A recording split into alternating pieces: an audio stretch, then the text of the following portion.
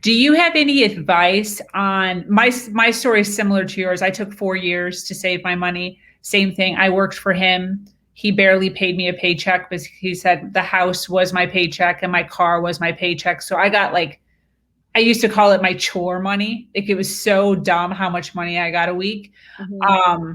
So I had to do the same thing. I had to do little side jobs. What were your little side gigs that you were able to pull some nuggets from? I wrote articles, published articles. Okay. I took care of other kids. I signed up for like a profile. So there's actually some parents that were like, why don't you bring your kids? And then everyone can actually have a really great time while me and my husband go on a date. I learned HTML coding when I was 11 because my dad was a software developer. So I tried to brush up my skills. And so I became a project assistant that I could do from home. And I would just do like, I mean, I'm not very good with like development, PHP development or anything, but I did good with wireframing, which is like being the middleman. So I signed up for projects there through like a freelance website. Wow.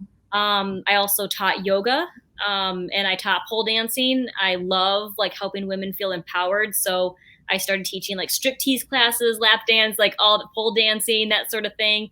I did some of it virtual, some of it in person. And that also is like where you can build up a community too. But we were all moms. So it was like, we want to gain our power back and feel sexy and amazing, you know? So it was basically like taking your passions, anything that you can think of that you might be able to do, even if it's monotonous, like data entry or something, there's always something out there. And it was just kind of like finding what the market needed. And then I would try to figure out how I could get that type of job and if it would work with being a full-time mom and no help. And so it's just kind of like trying to find, if you got obstacles, find what your niche is, what you're like, I can do something like this. Then you know it's going to open doors, you know, if you could keep knocking.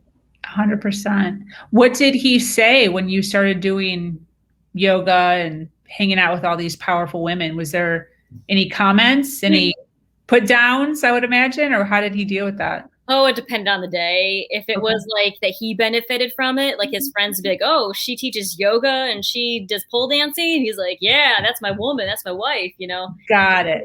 It would be, you know, oh, you just want attention. Oh, you just trying to be a slut. You're just trying to be this. And so it depended on when it suited his narrative. Got it. Okay. Yeah. But still kept going. Mm-hmm. Kept going. Mm-hmm. That's awesome.